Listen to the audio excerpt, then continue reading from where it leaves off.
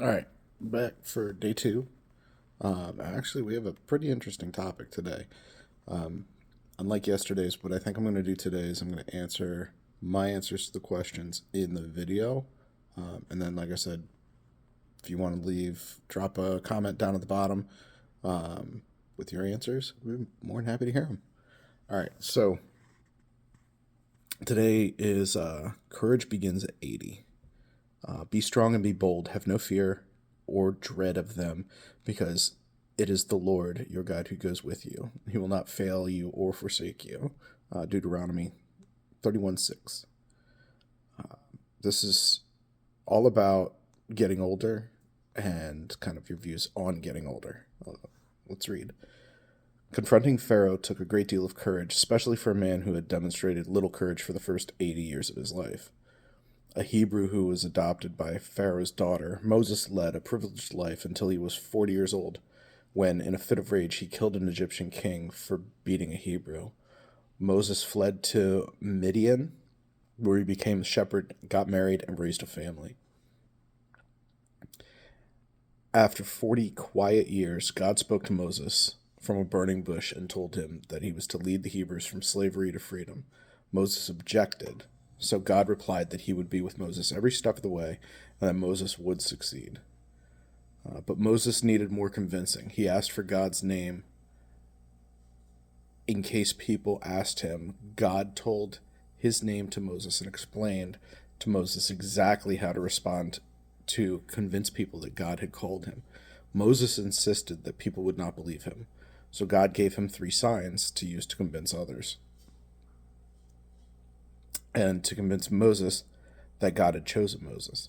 Next, Moses objected that he was not eloquent, but slow of speech and tongue. Exodus 4:10. When God said that he would give Moses the right words to say, Moses said, "Send someone else." God, getting a little frustrated at this point, agreed to have Aaron accompany his brother Moses as God's spokesman. Finally, out of objections, Moses agreed to do what God asked, and the rest, as they say, is history. At the end of his life, when he was 120 years old, Moses looked back on 40 years of leading the people of Israel. He had seen God at work every step of the way, and he instructed his people, be strong and courageous, trusting God, just as Moses had started to do reluctantly when he was 80.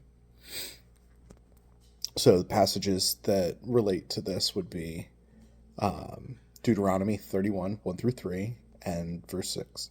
When Moses had finished speaking all the words to all Israel, he said to them, I am now 120 years old. I am no longer able to get about, and the Lord has told me, you shall not cross over this Jordan. The Lord your God himself will cross before you. He will destroy these nations before you, and you shall dispossess them. Joshua, who will also cross over before you, and the Lord promised, be strong and be bold, have no fear or dread of them, because it is the Lord your God who goes with you, and he will not fail you or forsake you.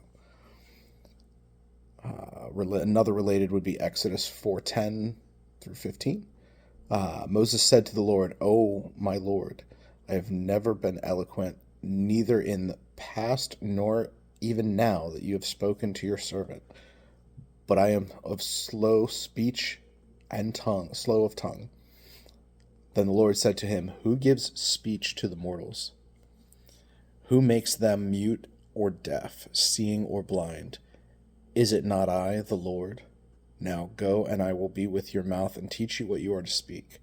But he said, "O my Lord, please send someone else." Then the anger of the Lord was kindled against Moses, and he said, "What of your brother Aaron, the Levite? I know that he can speak well. Even now he is coming out to meet you. When he sees you, his heart will be glad. You shall speak to him and put words in his mouth, and I will be with your mouth and with his mouth, and will teach you what you shall do." Now, the questions for the day. First one is, why do most men get set in their ways as they get older? Are you more risk adverse than you were when you were younger? Why or why not? Is risk aversion a sign of maturity or mask of fear of failing? I feel like in general, it can go either way. For the most part, as they say, you can't teach an old dog new tricks. For the most part, you get set in your ways. It's kind of your routine. You're getting older, getting creaky or crotchety, and you just kind of want to do what you're used to doing, what comes normal to you. For myself, I'm not as set in my ways as I used to be. I'm learning to get uncomfortable in my ways again, which is difficult at my age. It definitely is a little unnerving. Um, I think I am a little bit more risk adverse for some things. I'm not going to climb Mount Everest, but I'll probably be more apt to take a risk on sharing things with people, taking on new subjects and investigating further, whether it be through sources of income, jobs, things like that. I mean, more and more intrigues me at this point. So risk is still there. I think risk aversion is not necessarily a sign of maturity. I think it depends on the risk. Am I going to climb Mount Everest? No. Am I scared to start a business and have that business fail? Absolutely not. That's part and parcel. Like, risk is part and parcel of life. And you have to jump out and take those risks in order to succeed. Whether you fail or whether you succeed, you just keep on going. What does God want you to do now, or what you doing now? And are you using abilities or experiences to their fullest? Are you holding back because, like Moses, you feel you're not the right man for the job? I wouldn't say that I'm holding back because I'm not the right man for the job. Because I don't feel I'm the right man for the job, I should say. I would probably go down the path more so of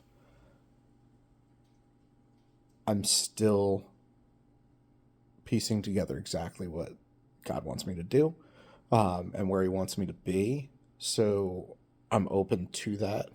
I will say I had zero intentions on ever making videos like this. Nobody may ever see my videos, which is perfectly okay. But something was calling for me to do this, put it out there. I'm enjoying this daily devotional. And if somebody else sees this, one person, and it helps them, it makes me feel better. Sorry, I'm trying not to sneeze. I'm also not editing these. At least not yet. They're going to be less than, 10 minutes apiece. And I kind of want it to be raw as possible. I don't need it fluffed up, sugar-coated, or anything like that. I kind of want it to be as personable as if I was sitting there chatting with somebody. But yeah, I know that there are many different skills, and there are a lot of people that the Lord has put in my life for me to utilize those skills, and the list grows bigger and bigger every day. I'm just not 100% sure. I have a couple of things that I want to do. There's a nonprofit that I want to work with, but I also feel that, sometimes there are going to be times in life where you just need to be still, and be patient, know exactly where you're going. And I feel like that's kind of where I am right now.